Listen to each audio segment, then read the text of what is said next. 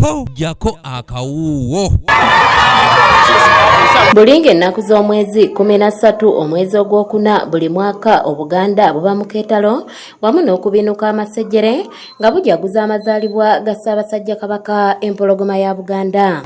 Olw'okutukuuma n'okutusobozesa okutuukiriza emirimu egy'enjawulo mu bantu baffe.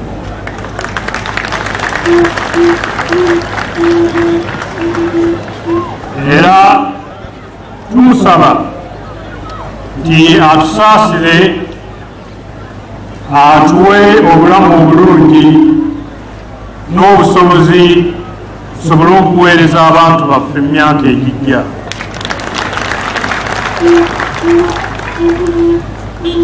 N'omwaka guno olwaleero Omutanda lwajaguzza okutuuka ku myaka 67 egy'obuto newankubadde nga taliimu mu ggwanga.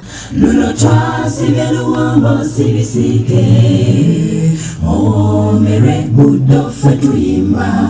Okusinziira Katikkiro wa Buganda Oweekitiibwa Charles Peter Mayiga ategeeza nti enteekateeka z'emikolo gy'amazaalibwa g'Omutanda gyakulangirirwa mu bwangu ddala nga Nnamunswa akomyewo mu ggwanga.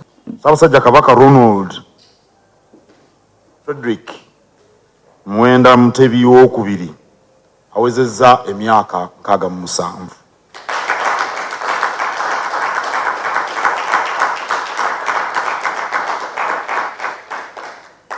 Twebaza Katonda amukuumye n'okumusobozesa okutuuka ku buwanguzi obw'engeri ez'enjawulo mu myaka egyo. Nga bwe nabategeeza ku bbalaza ng'ennaku z'omwezi 11 Apuli 2022, Ssaabasajja Kabaka akyali Bulaaya. Bw'anadda tujja kubategeeza enteekateeka ez'okujaguza amazaalibwa mu ngeri entongole.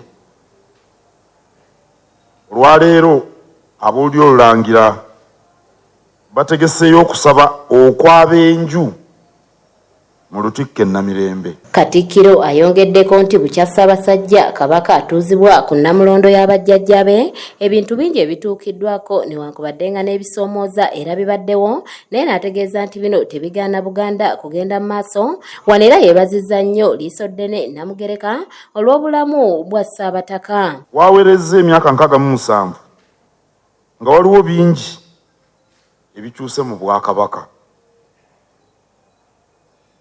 Weewaawo ebisoomooza tuba nabyo, naye nga bye tutuuseeko nabyo biwera.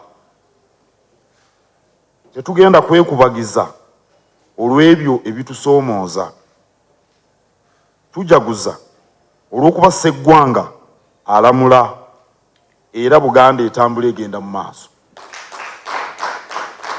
Wano Katikkiro wasabidde abantu ba Buganda bonna nti wakati mu kujaguza amazaalibwa ga nnyinimu basaanye okukola ebyo byennyini Omutanda byazze abakubiriza ng'okwekebeza n'okwewala ekirwadde kya mukenenya, okwegemesa ekirwadde COVID-19, okuweerera abaana wamu n'okwenyigira mu nteekateeka ya mmwanyi terimba ko n'ebirala bingi. Okujaguza okutuufu okw'amazaalibwa ga Ssemunywa kisaana kweyolekere mu kukola ebyo byonna Omuteregga byatulambikamu.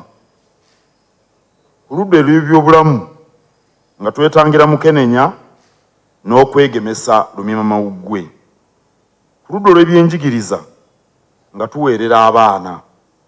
Ku ludda olw'okulwanyisa obwavu nga tulima emmwanyi, ebitooke awamu n'okulunda.